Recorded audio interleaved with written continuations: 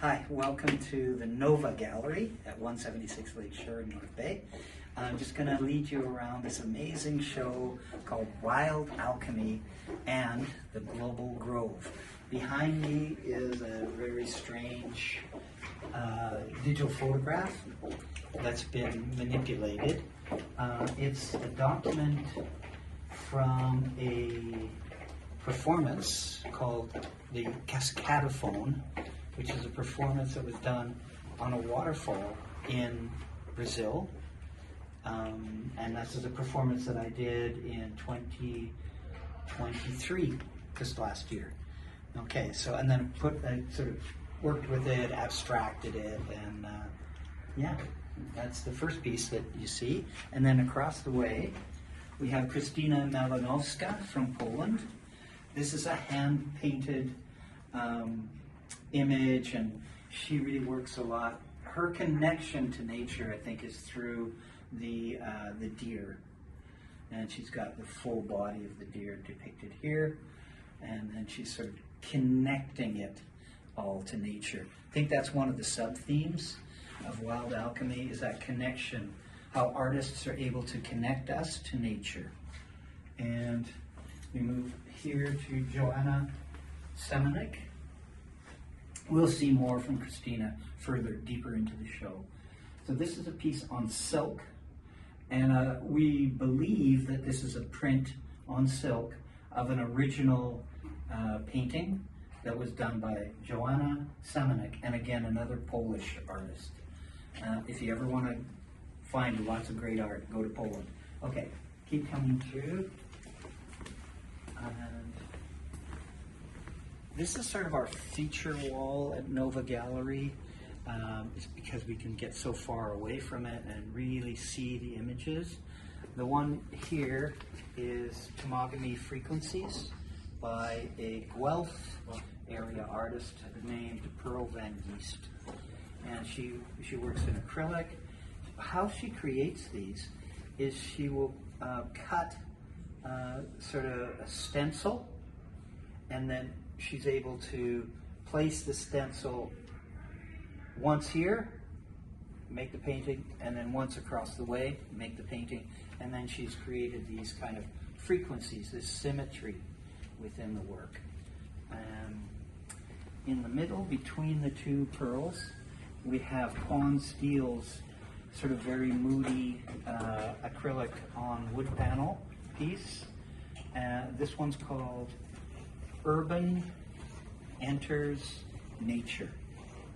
Urban Enters Nature. And I think she's kind of projecting sort of a light at the end of this tunnel. If we can get deeper into nature, there'll be some hope there. This second piece by Pearl is called Manitou Cedars. And again, you can really see she's cut a cedar, sort of a cedar leaf stencil, and then it appears here and here, and then opposite here and here. So it sort of works on sort of adding many of those different stencils, and then working with them, and we're obviously working with color. So now we're going to switch over here. So this is Sue Gamble, who is from Swastika, Ontario, and these are really interesting pieces. They're acrylic on canvas. This one's called The Fire in Marquee, and you can really see that idea of wild alchemy here, right? The sort of the connection to the animals as sort of watchers, as caretakers almost, and the fire becomes that kind of energy. It doesn't seem destructive to me at all. It seems to be a part of nature. Her second piece in the show is called Ascendance, and this work is extremely spiritual, I believe. I think it's talking about the ancestors, the elders that are now represented here by looks like a deer skull, And just sort of always hovering in the forest are these spirits. And that's what I get from this beautiful piece by Sue Gamble. We can switch over. So Norma Vieira is from Campinas, Brazil. This digital photograph has been manipulated. This is from the Resurgence series. So Norma grew, maybe she found, just found this beautiful sort of community of fungus and was in love with all the beautiful different tones of this organic object, and then photographed it and then took it into the computer and drew all of these very fine veins and lines into it. That was her way of connecting her art, her ability to draw, with the nature there.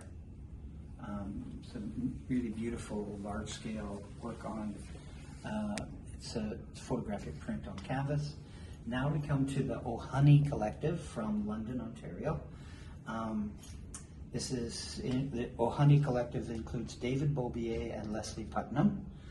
And these are really interesting pieces, and you really have to come down to check them out. But what they've done is they've found a beautiful piece of coconut husk, and they've devoted a lot of time to stitching into it, stitching these designs, these sort of flowers, things.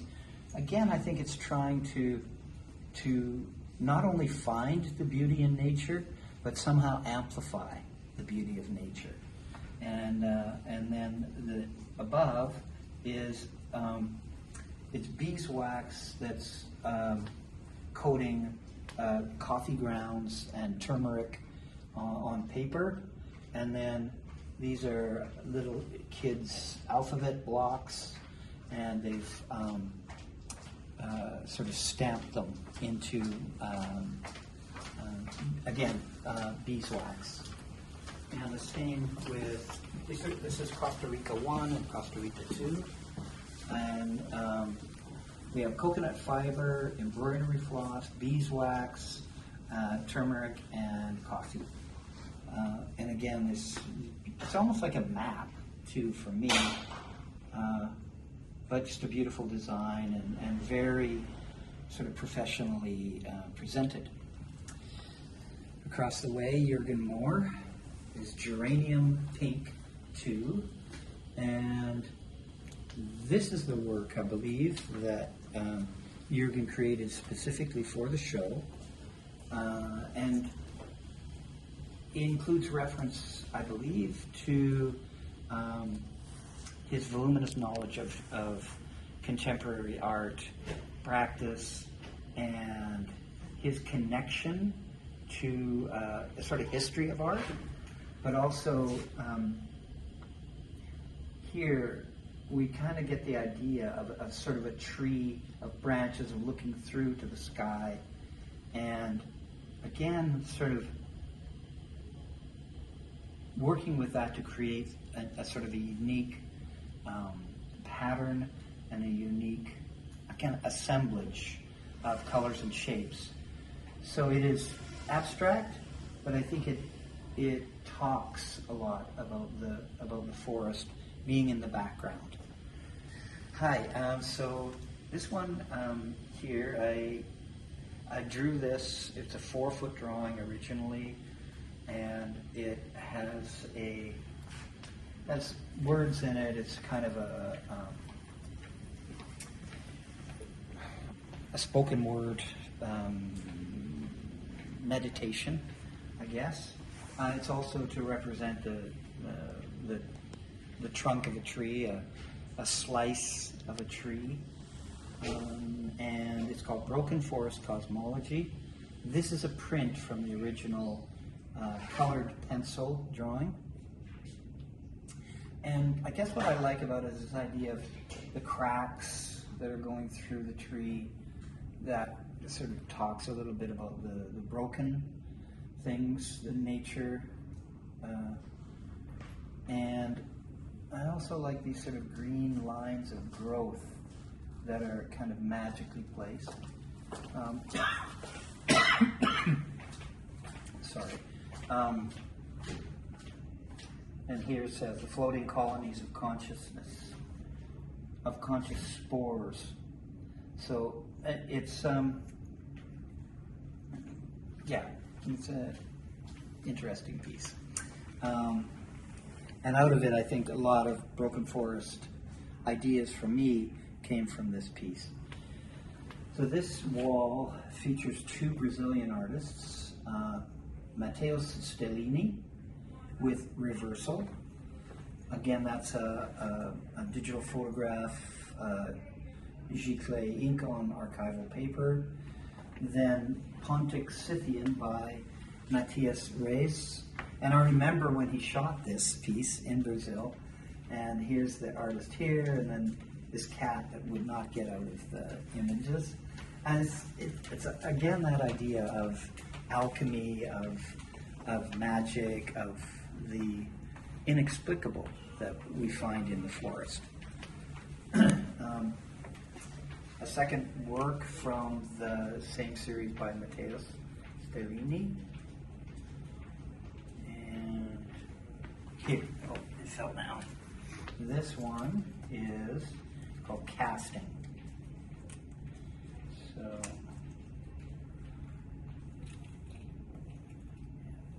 it's stuck on there. Okay, so now we come to two more pieces. This is by an artist who now lives in Haida Gwaii, out on the west coast. His name is Peter Sloan. He used to live here in North Bay. It's again on that theme of symmetry and of the sort of mysticism that we can find when we split an image and divide it and abstract the image. We sort of have a different lens, and out of that different lens, we see different things. So this one is called Facing Lobaria, and obviously it's taking images from nature, and that we tend to put a face on them. We tend to give them some animation when we make them symmetrical.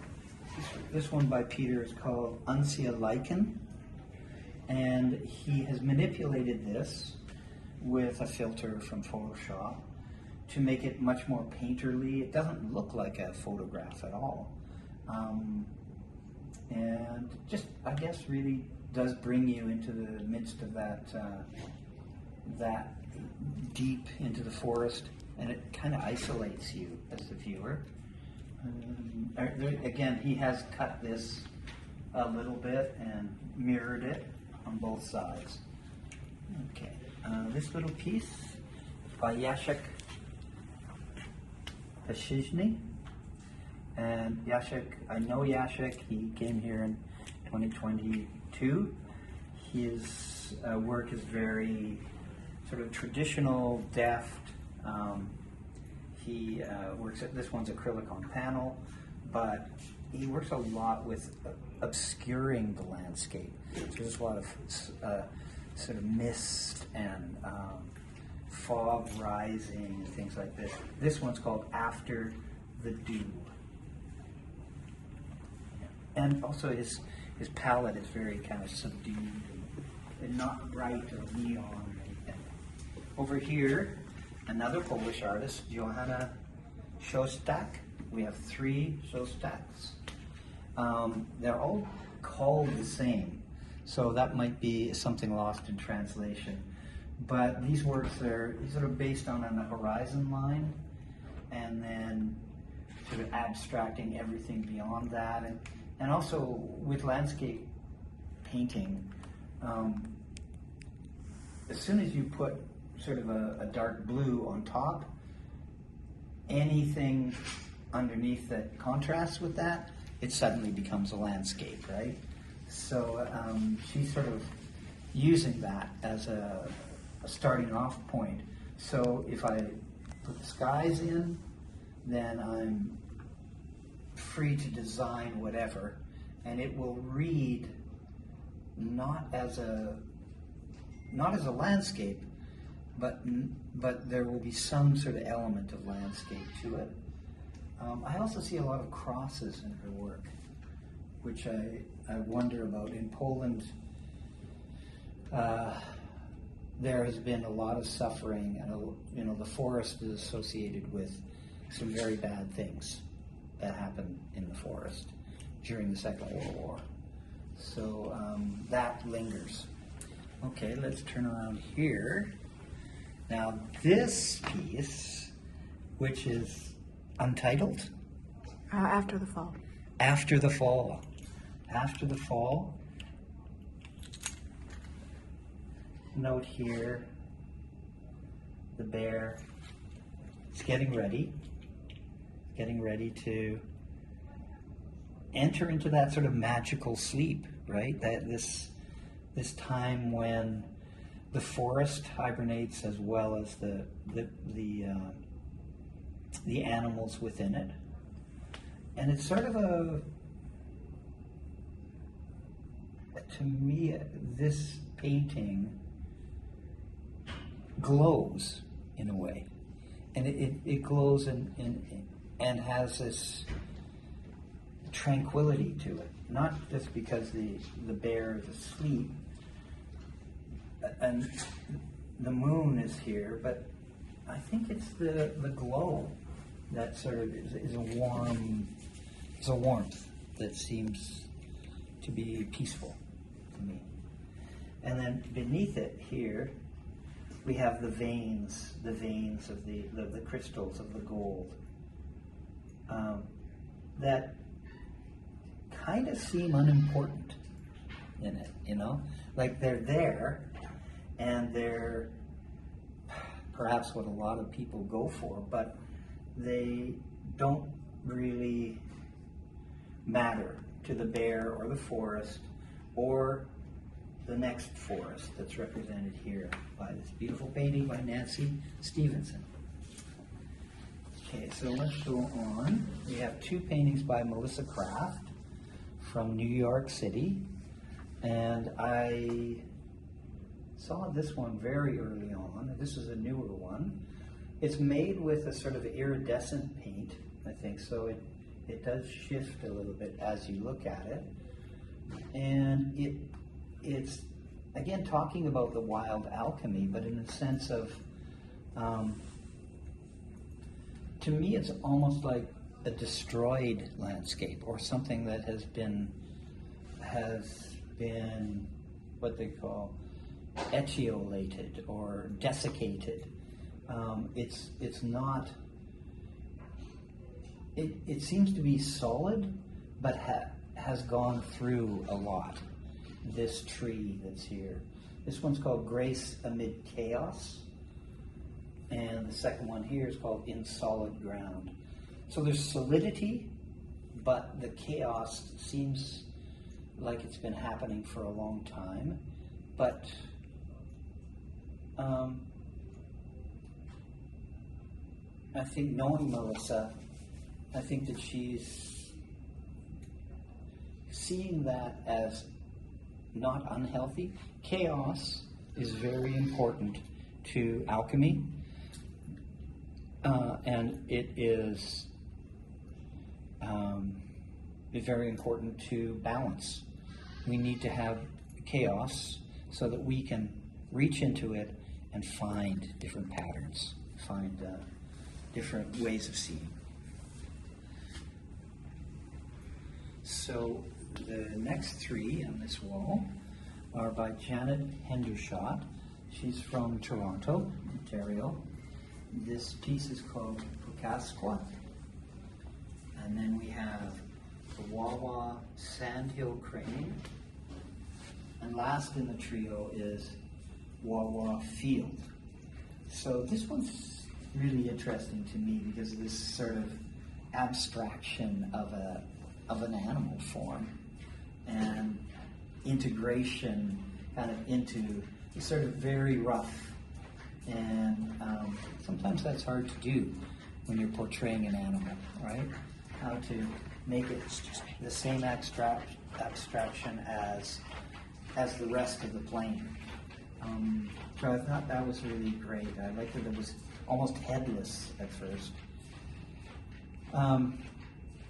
Janet is working with color and form, and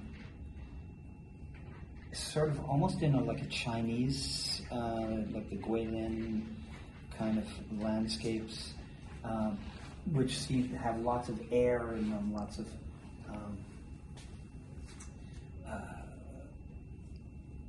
the background is obscured somehow, and her brushstrokes as well are really interesting. And I think Janet has been practicing for quite a while as a painter, and these pieces in particular have a really interesting sort of idea of space, of three-dimensionality. They kind of flatten the space and then open it up as well. So there's sort of two different views for me. And then the color choices as well are not sort of obvious. I think a lot of times the landscape inspires Janet, but it's the piece where the magic comes, where the alchemy comes. So on the opposite wall here we have Jerry Gooderham. And Jerry's works with that photographic process where you take multiple images, and each one of the images accesses a different focal plane. So this one would be a composite of 3 or 4 different images, so that we can get the detail right in the foreground here. We can kind of see the little pieces in the water, and the midground we can see the full sort of shape of this grandfather tree, and then also the background is completely in focus, and that would be another of the images. Jerry's work has really gone forward. I think it's not wildlife photography anymore. It's not even really landscape photography. It's more about the magic of the forest. It's more about those moments when you stop on your hike and you just feel like this stump is saying something to me. It's, why am I here? You know. And with this piece, beside it, Symmetry, Jerry's found a portion of a tree, and he split it, I think, 4 ways. So he's split it, mirrored it, and then split that one and mirrored that one. So he's come up with the 4 different circular images, circular areas here, oval areas. And starting to create patterns from nature. So taking the chaos and making it into a pattern that has little kind of interesting little details within it. So these are rewarding pieces, I think, for a viewer. Yeah. Opposite, we have 3 beautiful pieces on muslin. So these are works by Jean-Marc Raymond, who did live in Corbeil and is now in Georgetown, Ontario. And his work combines very sort of washy watercolor onto the muslin, but once he's got this kind of vague sort of background, the part that's out of focus, then he creates these wonderful embroidered renderings of, in this case, it's green gill fungi. And here he's got the pine dye polypore. And over here, this is some moss at the monastery. And I think Jean-Marc would like me to say that all of these came from a Broken Forest Artists Tour that we did in 2022. They all started with our tours. Jean-Marc was there for 2021 and 2022, both of those. So, yeah, we can get a little bit closer in and take a look. And basically that was the idea of the tours, was to get people out into nature and to allow nature to affect their art, affect their process somehow. And it really worked well for Jean-Marc. Okay, so over here we have two pieces by Michael Cy Cywink, who is an elder, who is a curator, who has been an artist all his life, and who lives in Espanola, but is a part of the Wikwemikong unceded territory on Manitoulin Island.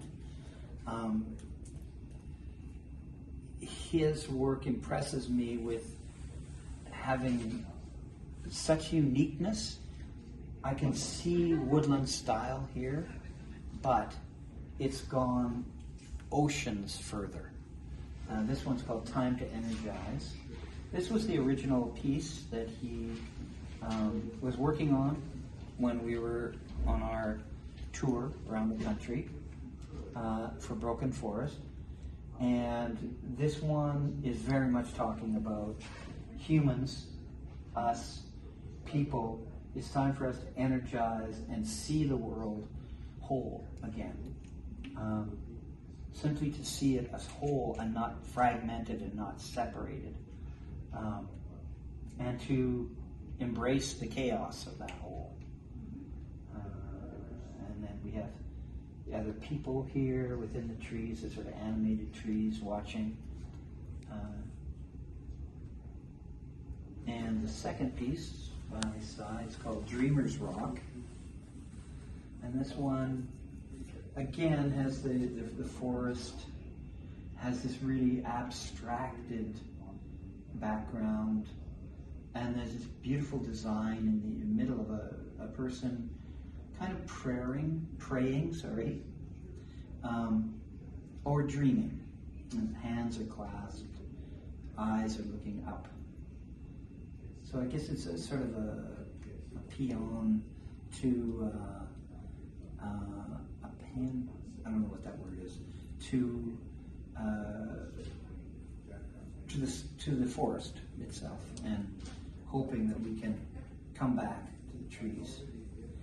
Now opposite, let's go. Yeah, if you want to go that way, because we've got a piece by Chretien. This is a print from an original water acrylic on canvas, and this is called Between Worlds. In this piece, the figure is from the Beaver clan. It is a sort of a anthropomorphized human. It's sort of a human beaver mixed. And this creature, which could be the artist, is coming up from one world, maybe the underworld, to another, and being sort of drawn upward. I mean, Don can explain this piece much better, but he's works a lot with symbols, works a lot with stories, with creation stories, stories that he first heard from Basil Johnson, his mentor. And this piece is, I think, very important to the artist and his connection to nature, his connection to the world of nature. Because here, we'll go back to that one, here, the same Beaver Clan human is looking down at the underworld, the water world, the world of the water. And these canoes at the top sort of talk about a journey to a new world. So,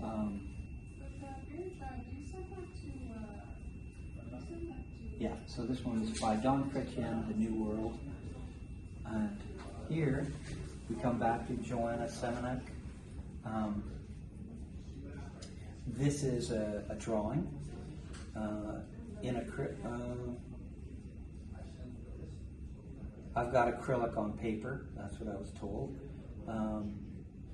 And it's a similar theme to the mural that we saw down there.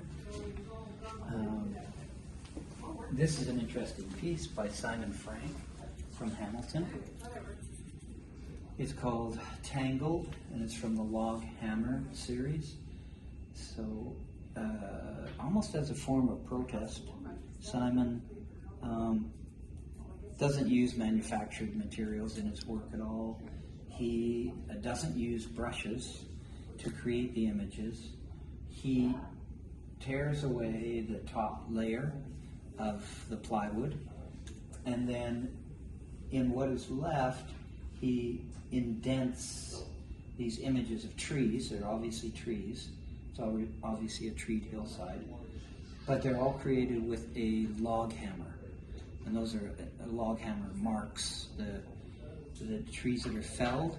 You hit it with a log hammer to mark each tree when it's dead, when it's been taken from the forest. Jurgen Mohr's second piece, When the Gold is Gone. And I think this is an allusion to man's greed, our greed, and what pushes us to basically extract elements from the forest, especially gold, but everything.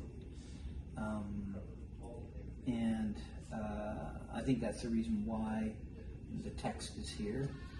It talks about industry, it talks about the greed, it talks about, again, industry here, but I think there's this invasion of nature and this kind of, I don't know, almost a guilt, perhaps, is in this image. You need to get rid of it. No, it's just it'll be formal. Okay. Okay, let's go here. Last few pieces in the show. So Claire Domitric is from North Bay, and I was really excited when she started to create these images on stone paper. I'm interested in stone paper too. And this one is watercolor and ink on stone paper. And it's just, I love how she's presented it. I think these are much more joyful landscapes, but they're not necessarily identifying a place. It's more about a feeling. It's more about how you feel than specifically, cranberry bog or something. And this one's called Wild Fall Forest, Growing Imagination. This is a place where her imagination grows. And Bright Spot, Improvisation. Again, I think this one is simply being in the forest, working, seeing a moment, and beautifully bright colors, I think, that to me, talk about the joy of improvisation, how we can get so much out of just putting colors down on paper and seeing what comes out. And it reminds her of a specific place in the forest. But we can go there as well. It's quite generic. So we can find that place in our own forest. These two are by Christina Malinowska. And I don't know if you remember right at the beginning of our two-part video, her beautiful drawings. They're collages. They are on vellum, and they include some embroidery as well. And we're seeing different themes come out in Wild Alchemy. This kind of connection to animal life, which is, so intricately connected to the forest, as we used to be, but are not anymore. And again, here's the artist, and she's drawing with embroidery, but again, trying to integrate herself into the forest, into the alchemy of the forest, to find that mysterious, magical place that we all want to find. We end the show with two extremely abstract works by Olivia Hildebrandt, again from Poland. And these are sort of older works. To me, they seem like a stream bed, and they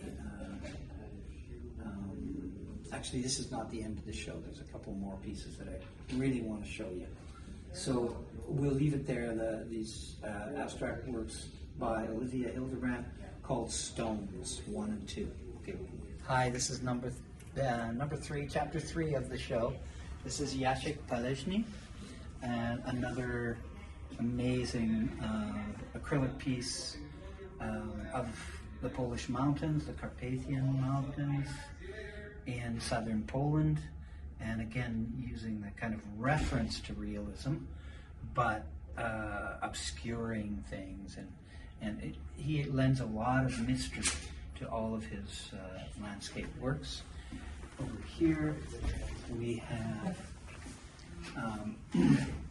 3 works by Mathias Reis from Brazil, and this is a series that he did in a river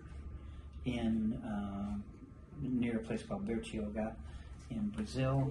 And basically, he set the camera up and then he ran into it and kind of immersed himself in the rock here and here.